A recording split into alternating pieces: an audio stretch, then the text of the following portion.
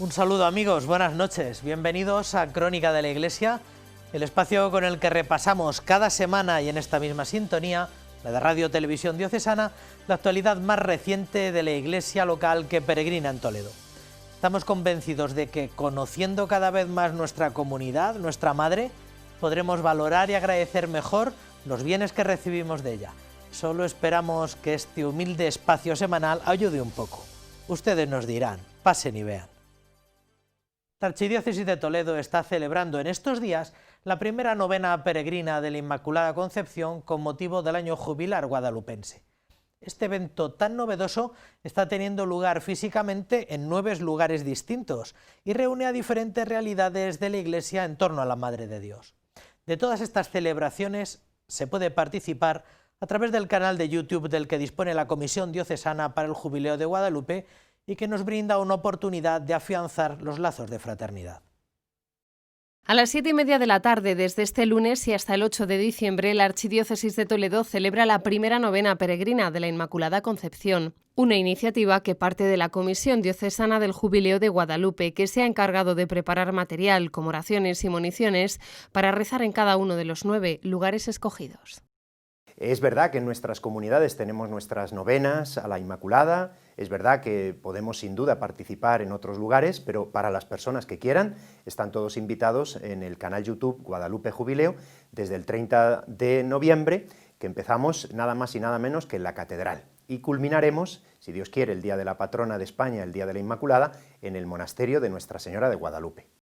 La novena peregrina de la Inmaculada Concepción finalizará en la Basílica de Nuestra Señora de Guadalupe el 8 de diciembre, pero antes se celebrará en 9 lugares diferentes de nuestra diócesis que tienen a la Inmaculada como patrona. Continuamos nada más y nada menos que por la Academia de Infantería. Vamos a recorrer algunas parroquias, como por ejemplo la parroquia de Alcaudete o la de Villacañas. También vamos a estar en Escalona, porque allí hay una hermandad dedicada a la Virgen Inmaculada. Vamos a visitar el Seminario Mayor, porque la patrona es la Inmaculada, y también religiosas concepcionistas, o es decir, un monasterio de vida contemplativa. Una novena que estará presente en 9 lugares que representan diferentes realidades pastorales de nuestra diócesis, desde la vida religiosa, el ámbito de las hermandades y cofradías, o el ámbito educativo con la celebración de la novena el 4 de diciembre en el Colegio de la Compañía de Talavera de la Reina. Desde este lunes la novena comenzará a las 7:30 de la tarde y podrán seguirla todos los días en directo a través del canal YouTube del Jubileo.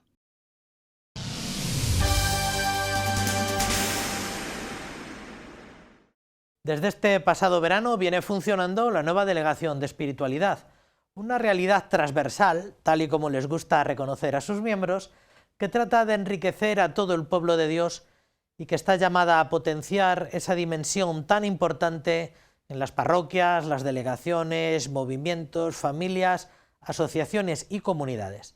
La coordinación de todos los centros de espiritualidad y sacar adelante la Escuela Diocesana de Oración están entre sus principales objetivos para este primer curso.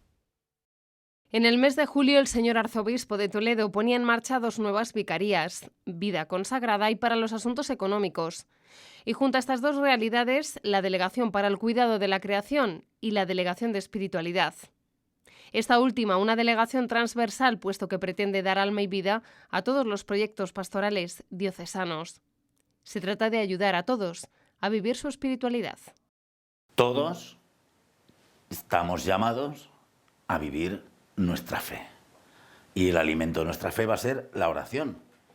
El equipo precisamente de espiritualidad, que es un amplio equipo de sacerdotes, religiosos, religiosas, laicos, un joven también entre ellos, pues lo que intentamos es ayudar a la gente a orar y a orar mejor.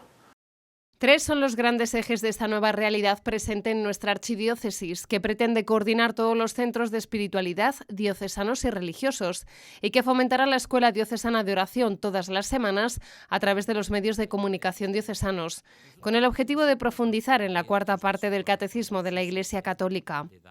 Y por último, se ocupará del acompañamiento personal a través de la creación del Centro de Escucha San Camilo, algo que parte de la propia experiencia de uno de los proyectos de la diócesis durante la pandemia. Un encuentro con Jesús en la oración nos da fuerza para que nosotros al mismo tiempo podamos acompañar a otras personas. Es de lo que habla él, el acompañamiento personal.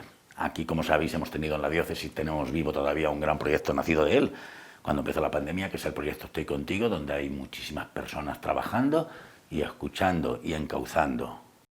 Tal y como reconoce el señor arzobispo de Toledo, la Delegación de Espiritualidad tiene un camino que se abre a la esperanza, dirigido a todas las vocaciones que viven en el pueblo de Dios.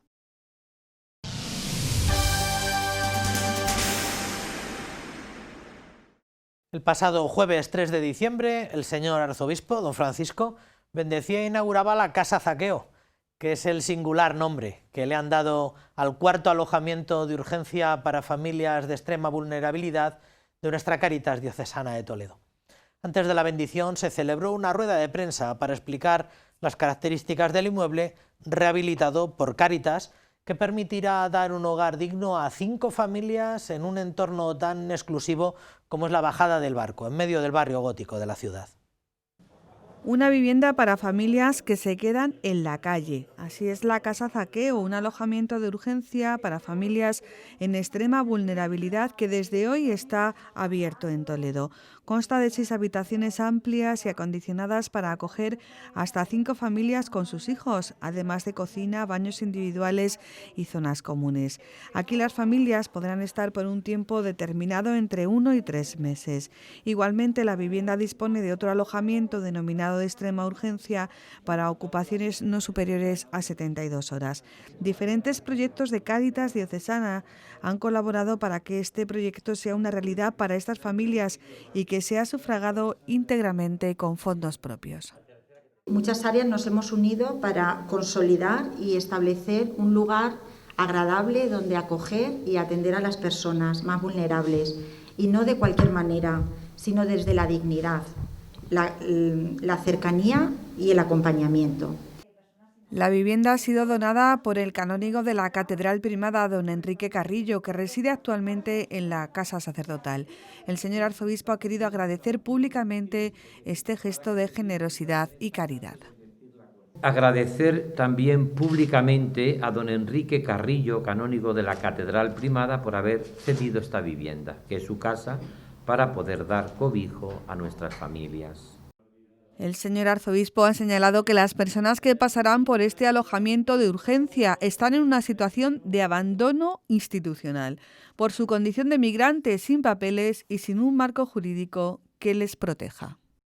La Iglesia también acoge en estos momentos y siempre a migrantes y refugiados, que este es el objetivo principal. No se trata solo de migrantes, sino que son personas con historias de vida, detrás de ellas unas vidas muy duras, muy rotas, y muchas de ellas sin ningún tipo de protección institucional. Antes que migrantes son personas. De la calle a un hogar donde, acompañados por Cáritas y por la Iglesia, intentan retomar una vida donde la dignidad de la persona y la integridad de su familia no quede amenazada por la ausencia de un techo donde cobijarse. En lo que va de año, Cáritas ha acompañado a 35 familias que estaban en una situación de extrema vulnerabilidad.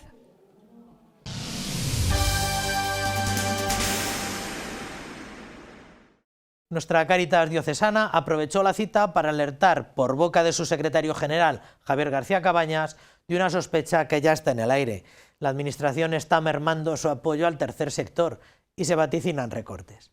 Textualmente lamentó que el apoyo económico no está siendo tan sobresaliente como la actual situación de crisis precisa, pues está mermando su respaldo tanto a las personas que lo necesitan como a las organizaciones sociales que las atienden.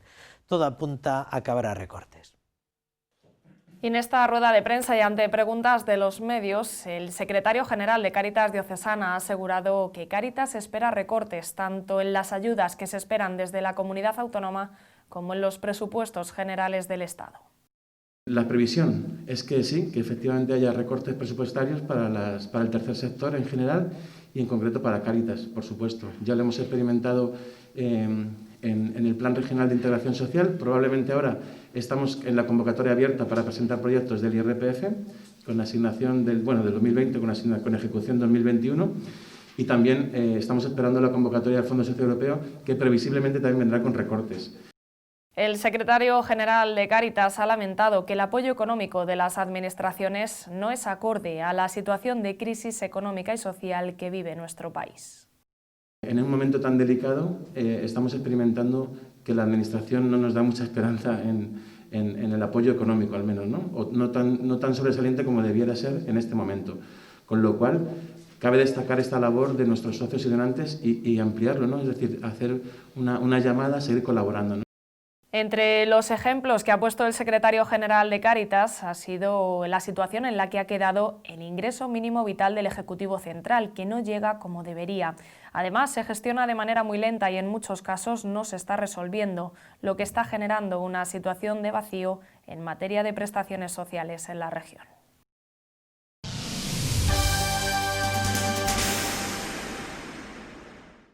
El agua es un bien esencial para la vida humana, la salud y el desarrollo, y sobre todo un derecho sobre el que Manos Unidas, nuestra ONG para el desarrollo, trabaja en numerosos países, muchos de ellos azotados por sequías crónicas. Con nuestra ayuda Manos Unidas apoyamos a las poblaciones para que tengan acceso al agua para el consumo humano a lo largo de todos los meses del año a través de diversas técnicas, desde perforaciones hasta captaciones de agua de lluvia, pasando por obras más complejas, según cada lugar. Más de 2.000 millones de personas en el mundo carecen hoy de agua potable. Por ello, Manos Unidas pone en marcha su campaña "A veces el agua no cae del cielo". Una iniciativa que surge para concienciar a todos de que la falta de agua es una de las mayores amenazas a la que se enfrentan a diario las poblaciones más empobrecidas. Cada año provoca enfermedades que pueden llevar a la muerte, el aumento del hambre y una mayor tasa de abandono escolar, ya que miles de niños tienen entre sus tareas diarias la de recoger agua para sus familias. La aparición de lesiones en mujeres y niñas por recorrer largas distancias con bidones de agua, los conflictos o los desplazamientos por el control de este elemento natural son también consecuencias de esta falta de agua. Manos Unidas lleva más de 60 años trabajando en este ámbito y en 2019 financió 36 proyectos de desarrollo relacionados con el agua. De ellos se beneficiaron unas 100.000 personas y tuvieron un valor de 1.730.000 euros.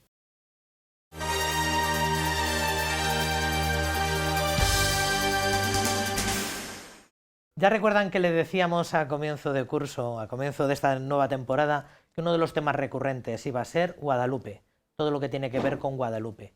Y una de las grandes iniciativas o uno de los asuntos donde se puso mucha atención ya en el mes de septiembre era en recuperar, revitalizar y volver a poner sobre el tapete lo que eran los caminos que bajaban a Guadalupe, los caminos a Guadalupe. Tenemos esta noche con nosotros a no solamente el fundador de la Asociación Montes de Toledo, que lideró un poco la época de oro del asociacionismo aquí en la ciudad y en la diócesis, sino que también la Asociación Montes de Toledo fue una de las primeras que, entiéndanme, cartografiaron el camino de Guadalupe. Se trata de don Ventura Leblic.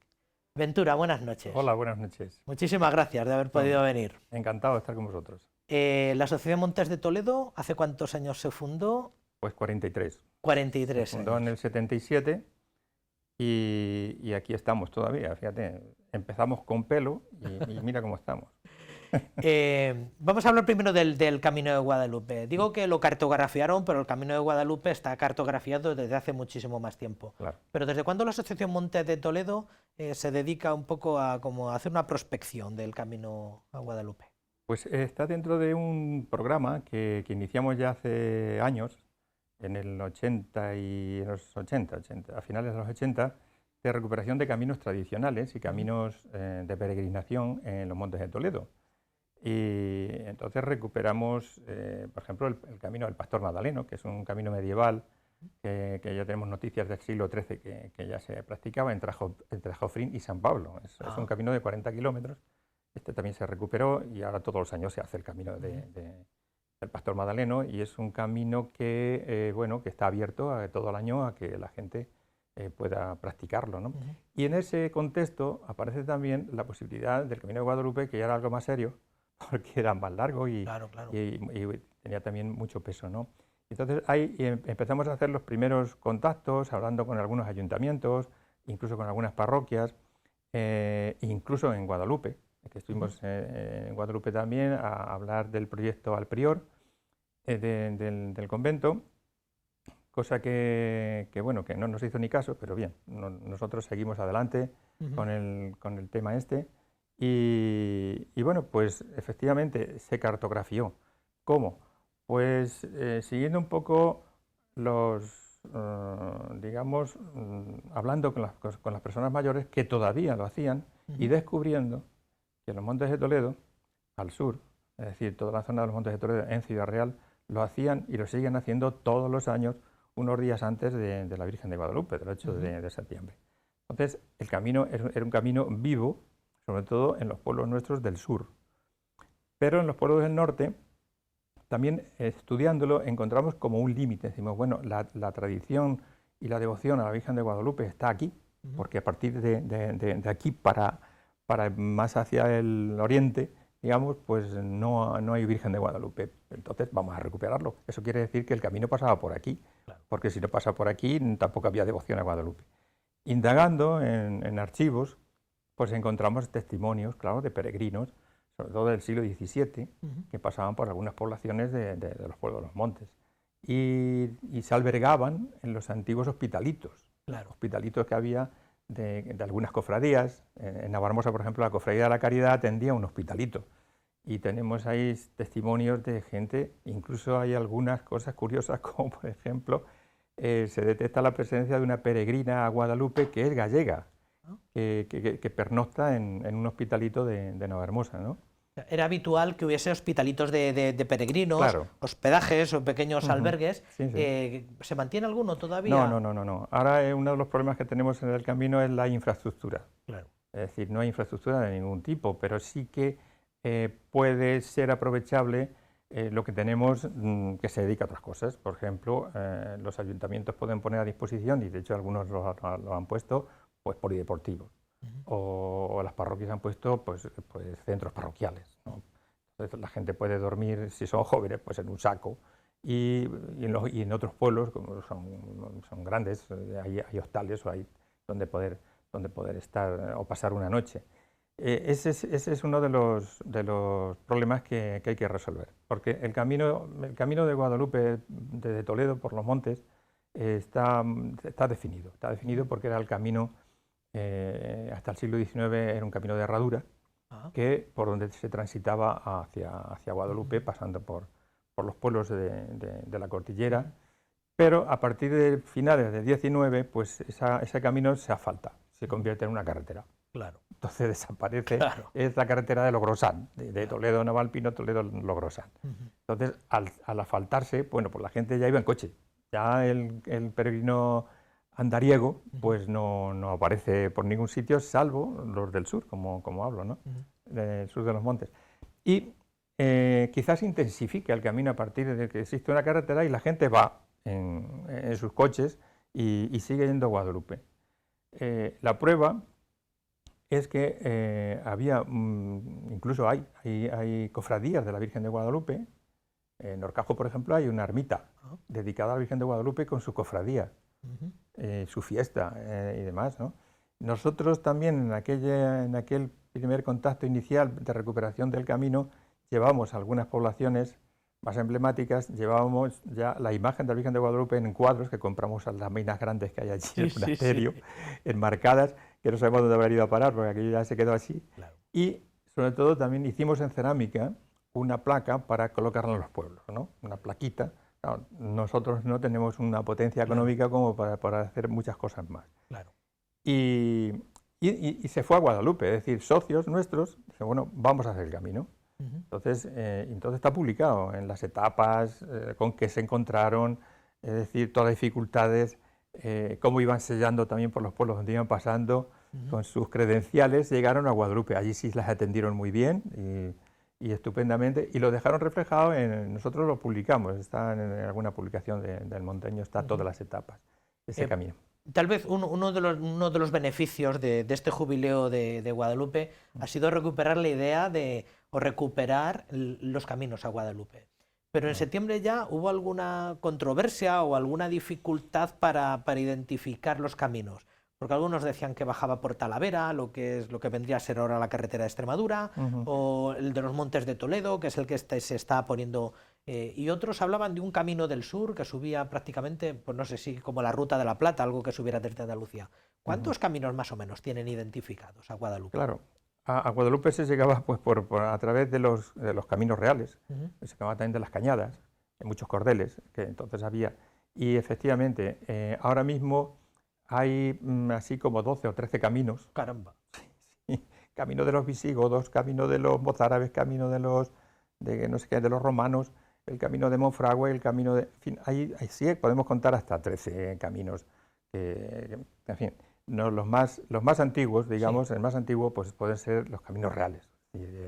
Estaba la presencia del rey en Guadalupe ha sido casi permanente. Sí. Bueno, toda la casa de Austria, los Borbones ya bajaban a ver, pero la casa de Austria sí. Y ese era el que bajaba por Talavera. Y bajaba por Talavera y Puente. Y Puente Arce. Por Talavera. Y también había un ramal que bajaba de Madrid atravesaba la provincia hacia La Mata.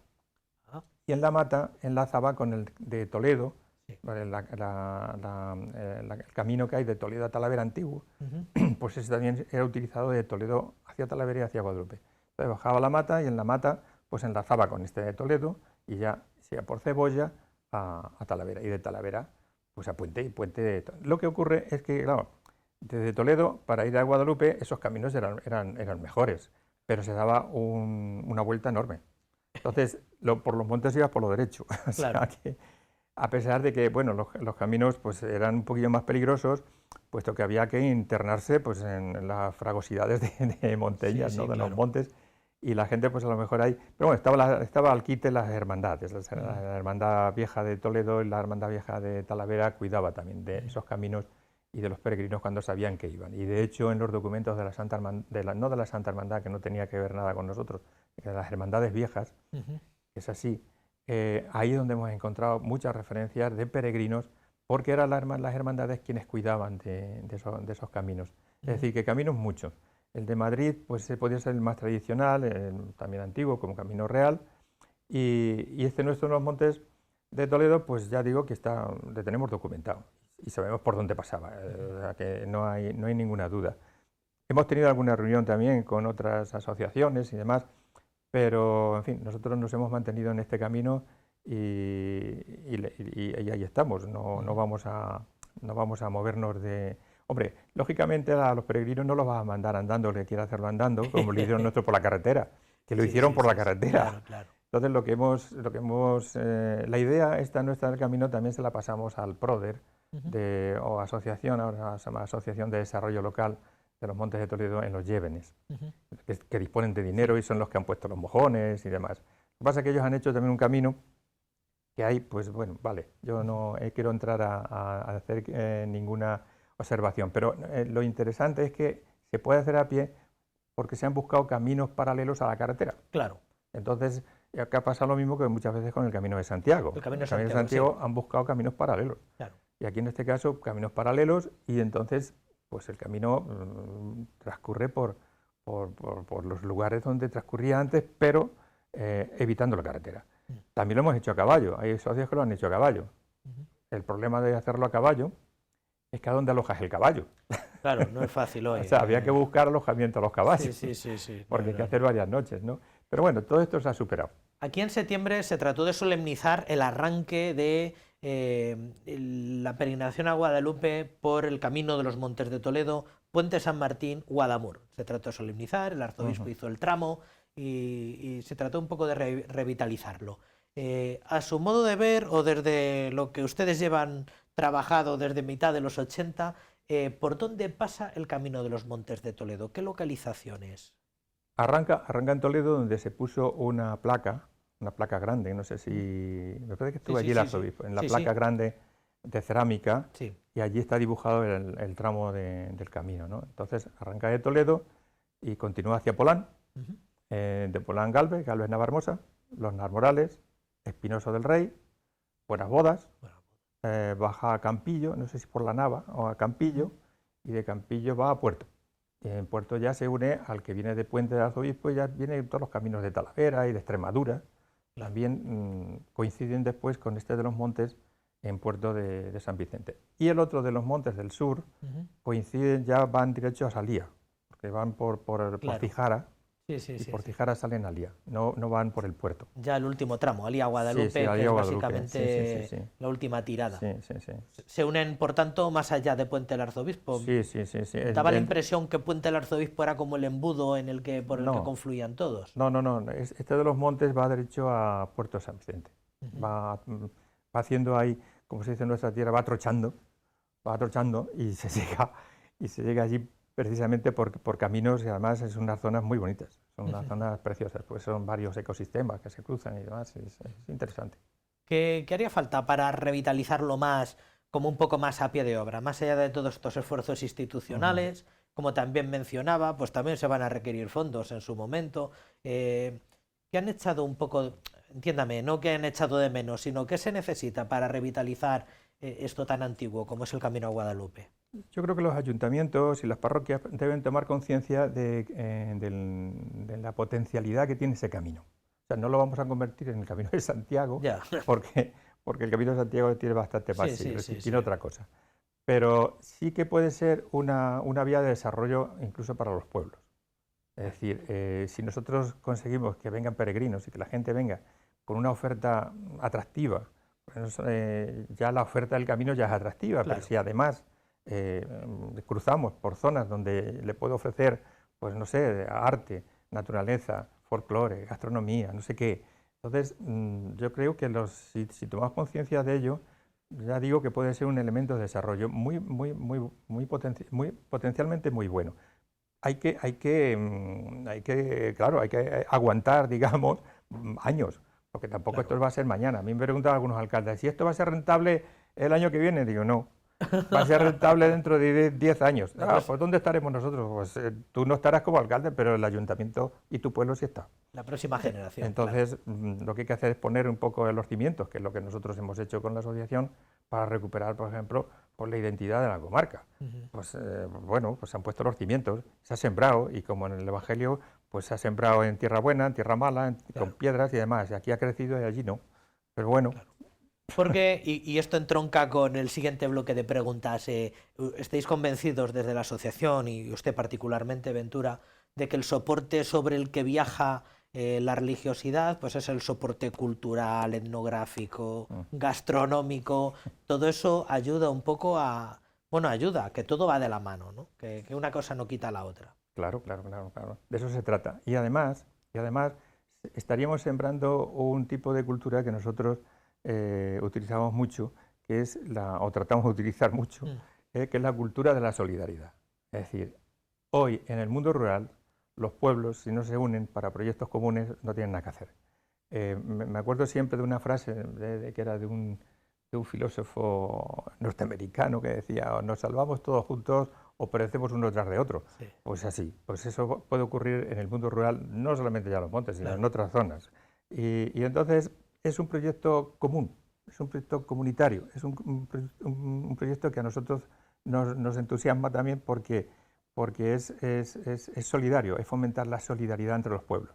Porque muchos pueblos no tienen recursos, unos sí, otros no, pues vamos a unir los recursos, porque unos tendrán unas cosas, otras otras, ¿no? Entonces se puede hacer un programa, y en ese programa entrarían todos, y entonces esa potencialidad que hablábamos antes, de progreso, de desarrollo económico y social, que es importante, pues, y además yo creo que estoy convencido de que si esto fuese así, pues digamos que la mentalidad en las comarcas por donde pasa el Camino de Guadalupe, pues se abriría y yo creo que se trabajaría de otra manera, porque ahora tenemos un problema muy grave que es muy difícil de desarraigar en los pueblos, que es el localismo excesivo, son excesivamente localistas, ¿no? Al principio de fundar la asociación se rompió ese localismo, ese individualismo se rompió, pero luego ya la política hizo de lo suyo también, ¿no?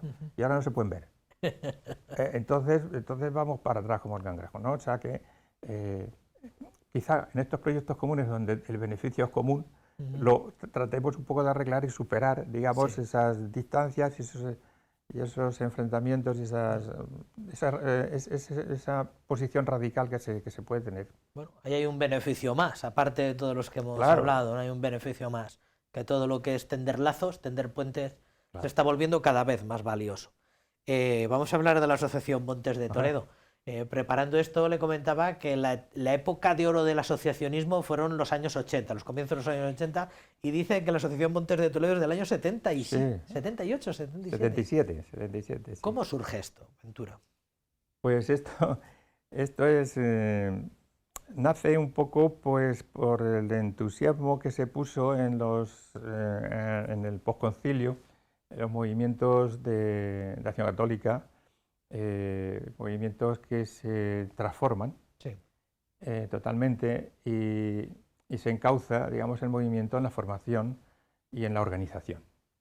Entonces, surge un montón de movimientos, surge movimientos católicos, me refiero, surgen movimientos entre estudiantes, entre universitarios, entre obreros, entre sindicalistas, Acción Católica, la OAC, la JOR, todas estas siglas, y ahí nace también la JAR, famosa, que es el rural, ¿no? En los movimientos rurales, que en principio se llaman rurales y agrícolas, luego se quitó rurales porque ahí entraba todo. Sí, sí.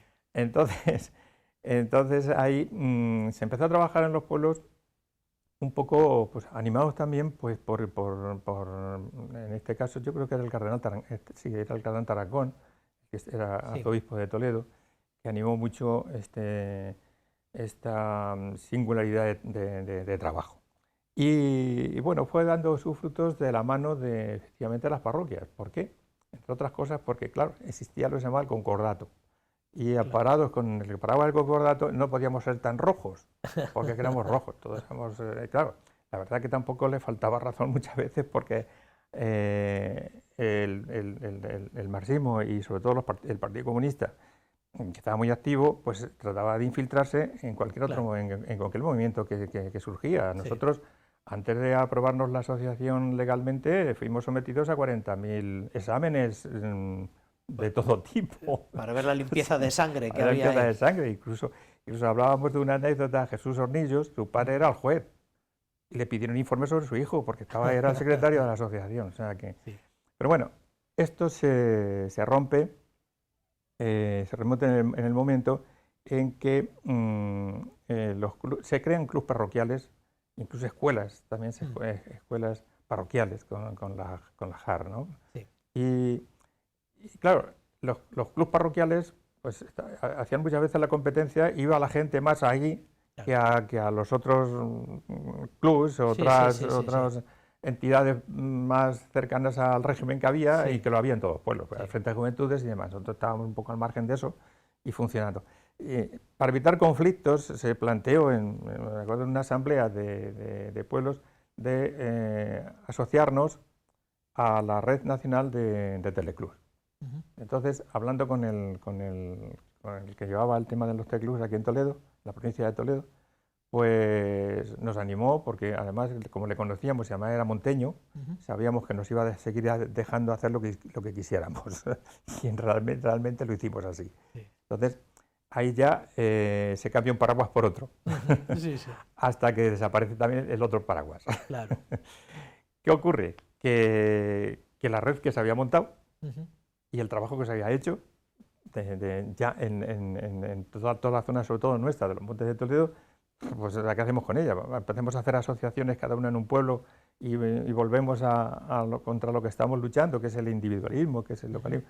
Bueno, vamos a hacer algo que se trabaje en común, que es lo que hablábamos antes, ¿no? Vamos a recuperar primero pues las señas de identidad de una comarca que está perdida, que nos llaman de todo, nos llaman jareños, nos llaman manchegos, nos llamaban de todo, no sabían. Entonces, no, vamos a saber lo que somos y por qué somos y cuáles son nuestras raíces comunes, porque si todos pertenecemos a ese árbol común, pues entonces mejor dedicaremos el tiempo a investigarlo, a protegerlo, a divulgarlo y a sentirnos solidarios porque pertenecemos a una misma tierra, ¿no? Entonces, a partir de esa premisa, pues empieza a trabajar y nace la asociación.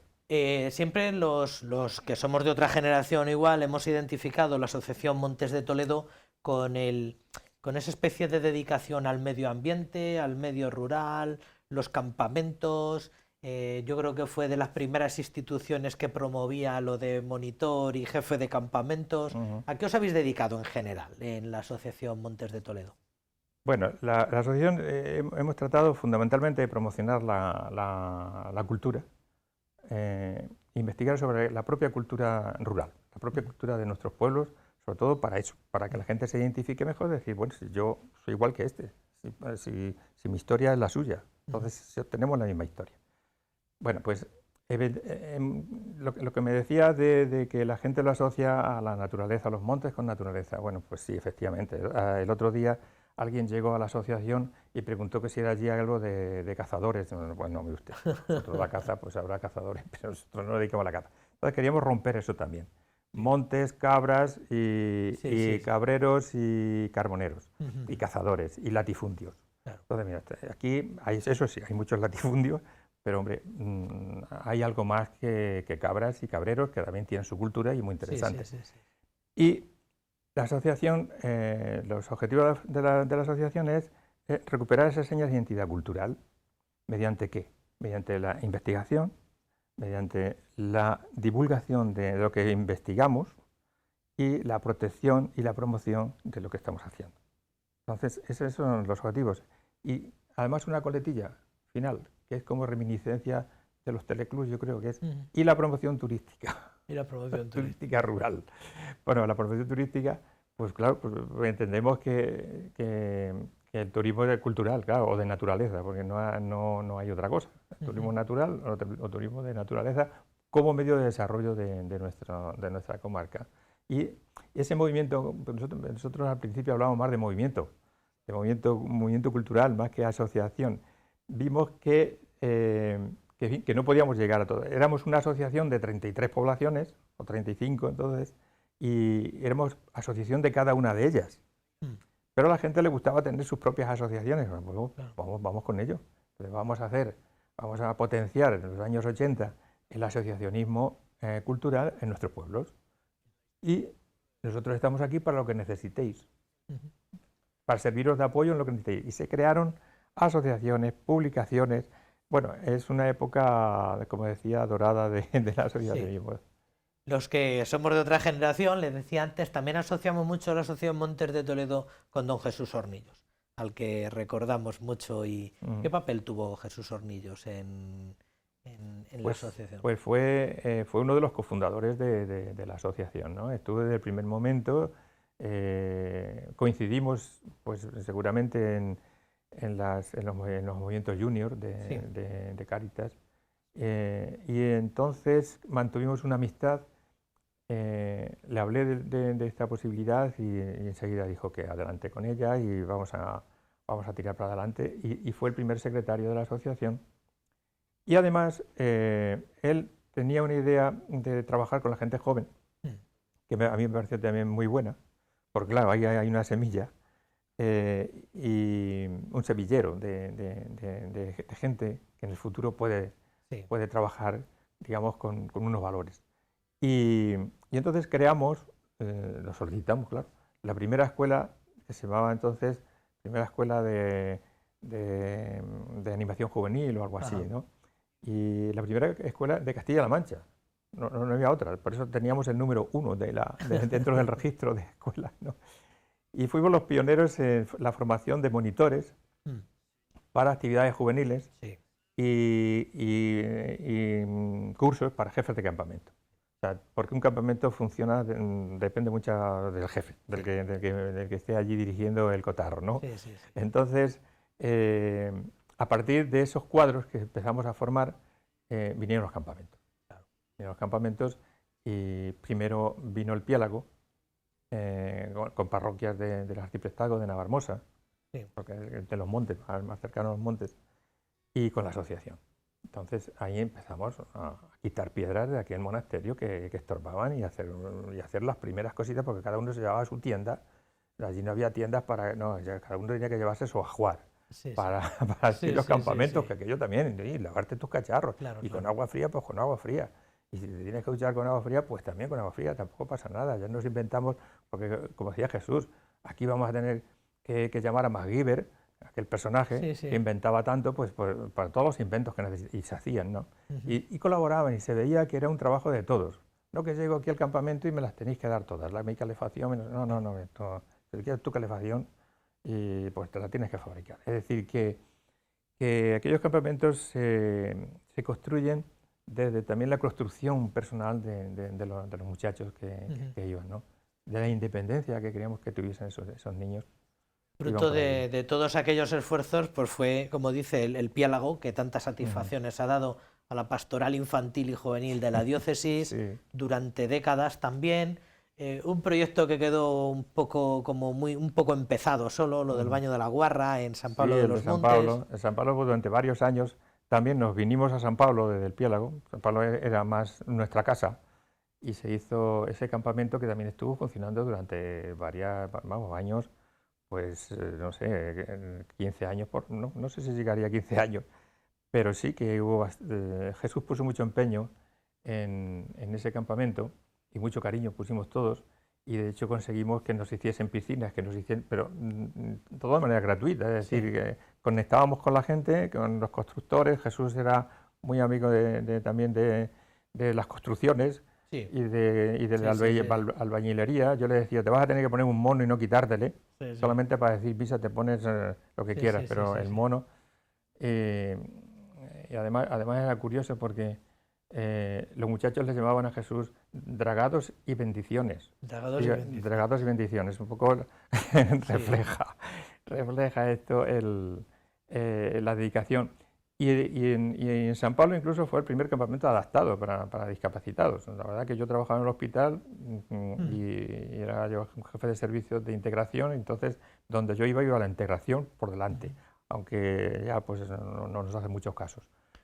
Pues se nos ha agotado el tiempo. Para otra ocasión dejamos lo de la revista de estudios monteños, que creo que tienen. Las publicaciones. ¿Cuántos números lleva de...? Pues 171. 171. Y ahora en diciembre sale el 172. Bueno. O sea que vamos a ver si nos mantenemos. ¿Y los temas que más interés y más les han ocupado, aparte del camino de los Montes de Toledo de Guadalupe, lo tenemos que dejar para otro día? Don Ventura, pues muchísimas gracias por habernos dedicado estos minutos. Gracias a vosotros. Y enhorabuena por todos estos esfuerzos. Uy. Vamos a ver las fuerzas que nos da todavía el de arriba para continuar. Muchas gracias. Gracias a vosotros.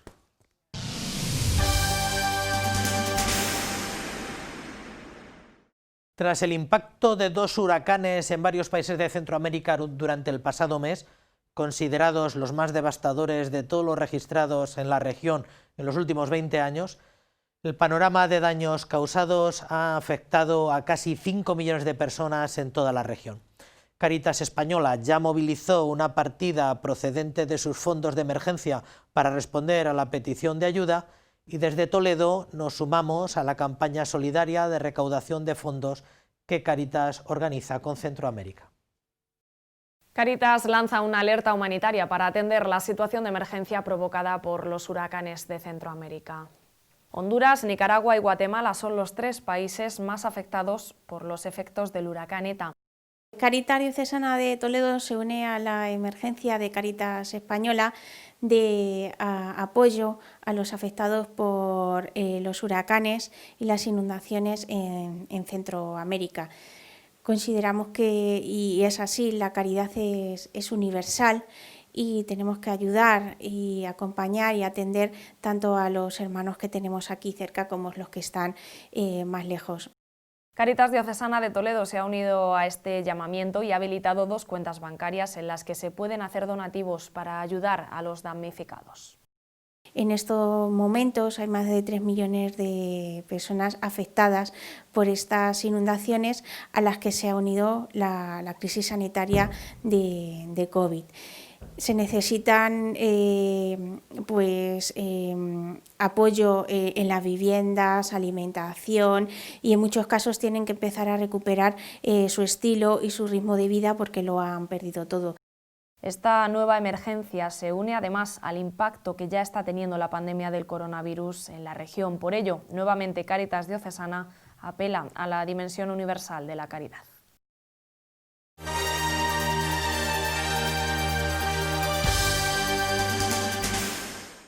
El Papa Francisco, durante la catequesis de la Audiencia General del pasado miércoles 2 de diciembre, detuvo su mirada en una dimensión esencial de la oración, la bendición. Este mundo necesita bendiciones, aseguró el Santo Padre, que continuó con su ciclo de catequesis deteniéndose en la capacidad que todas las personas tienen de sentirse bendecidas y de bendecir. Si todos hiciéramos así, seguramente no existirían las guerras. Comentó Francisco, que aseguró que en esa cuestión radica la bondad cristiana. Queridos hermanos y hermanas, hoy nos detenemos en una dimensión esencial de la oración, la bendición. Como nos narra el libro del Génesis, desde el inicio Dios bendijo la creación, afirmando que todo era bueno. Por más que el pecado empañó la huella de Dios en nosotros, nada podrá cancelarla. La bendición de Dios, su benevolencia hacia nosotros, es el motivo de nuestra esperanza. Dios siempre nos ama. Cristo es la gran bendición de Dios para nosotros. Con Él, con su palabra eterna, nos bendijo cuando todavía éramos pecadores. Dios, en su designio de amor y con infinita paciencia, espera hasta el último instante a que cada pecador abra su corazón a Él. Es una experiencia intensa el poder leer esta bendición en una prisión o en un centro de desintoxicación. Las personas acogidas en estos lugares perciben que Dios las sigue bendiciendo y no las abandona aun cuando sus mismos parientes y amigos las consideren irrecuperables. La gracia de Dios obra en ellos y es capaz de transformarlas. Ante la bendición de Dios le correspondemos bendiciendo con una oración de alabanza, una oración de adoración, de acción de gracias. A través de la oración respondemos con gratitud a los dones que Dios nos concede. Dios no ha esperado que nos convirtiéramos para comenzar a amarnos. Dios nos ha amado primero, cuando todavía estábamos en el pecado. Caer en la cuenta del amor que Dios nos tiene llena nuestro corazón de paz y alegría. Saludo cordialmente a los fieles de lengua española. Los animo a responder al amor de Dios Padre, que nos ha amado en su Hijo Jesucristo, con la alegría de bendecirlo y darle gracias, y aprender de su bondad a no responder jamás al mal con el mal, sino a bendecir siempre, porque para eso fuimos llamados, para heredar una bendición. Gracias.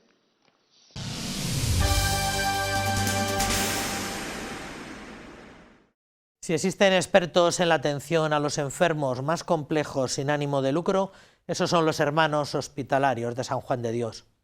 En su casa más célebre, el Centro San Juan de Dios de Cienpozuelos, es donde, entre otros servicios, atienden unos 400 pacientes de entre los 18 y los 65 años con patologías como esquizofrenia, trastorno bipolar grave o trastorno de personalidad grave, y a los que tuvieron que aislar por unidades y subunidades durante la pandemia como medida preventiva. Desde su fundación, la Orden Hospitalaria de San Juan de Dios siempre ha trabajado con personas vulnerables y concretamente con las personas que sufren una discapacidad, trastorno o enfermedad mental. La vocación de su fundador se realiza cada día en cada una de las personas atendidas en sus centros, como por ejemplo el Centro de Cienpozuelos, el más grande de España para enfermos de salud mental y discapacidad intelectual. En esta pequeña ciudad conviven 1.200 pacientes que son atendidos por cerca de 1.000 profesionales que tienen, además de una formación técnica y sanitaria, una vocación que les une directamente con el carisma de esta orden religiosa. Como decía nuestro fundador, ¿no?, que había que hacer las cosas bien hechas, ¿no? Y en ese bien hacer, por supuesto, y algo que lo tenemos y que nos fluye por las venas a los trabajadores de este centro, es ese trato humano y cercano que debemos, con el que tenemos que atender y cuidar a cada uno de los residentes. Una de cada 4 personas pasará a lo largo de su vida por una enfermedad mental. El 7% de la población española está afectada por ansiedad y depresión y un 3% tiene un trastorno grave. Son las cifras de la enfermedad mental, pero ¿quiénes son los enfermos mentales? ¿Cómo se sienten? Un acercamiento al enfermo, a las enfermedades, que hubiera más información sobre las enfermedades, los enfermos y todo eso. Porque tú sales de aquí y le dices a una persona normal y corriente que no te conoce que estás enfermo, pues no te aceptaría o te miraría mal o te miraría raro. Las enfermedades no salen porque quieras salir por un doctor, las enfermedades salen por genérico. Si tú tratas con un enfermo más cercano, te das cuenta que es una persona igual que tú y tiene los mismos derechos que tú. La enfermedad mental es una de las asignaturas pendientes del sistema de salud español. La llegada del COVID ha provocado actuaciones inmediatas que han dejado en un segundo plano el tratamiento crónico de otras enfermedades y patologías, también de enfermedades mentales. Podemos decir que dentro de la salud mental estar con una plaza pues hoy en día es un privilegio, porque cuánta gente habrá que no tenga la plaza, ya bien porque esté fuera del sistema o porque simplemente esté esperando, que esté en unas condiciones delicadas, y hoy en día confinados y demás, pues imaginaros lo que puede suponer la convivencia en un domicilio con la enfermedad mental. La estigmatización social es una consecuencia prácticamente inmediata a la enfermedad mental. La falta de información, los estereotipos y la falta de empatía con estos enfermos hacen que su normalización sea imposible para muchos, aunque si les escuchamos, su receta es sencilla. Gente, por ejemplo, que no te conoce, que no trata con enfermos, nos llaman la palabra loco. Pero hasta que tratan con nosotros y se dan cuenta que somos personas como ellos, pero con problemas. Te viene alguien nuevo y tú le dices que estás enfermo y te trata como un enfermo. Pero si ya te conoce que estás enfermo, no te trata como un enfermo, sino te trata como un igual. El 10 de octubre es la fecha marcada en el calendario para conmemorar el Día de la Salud Mental. Solo un día de los 365 días que tiene un año, apenas unos minutos en un informativo, quizás demasiado poco tiempo para conocerlos.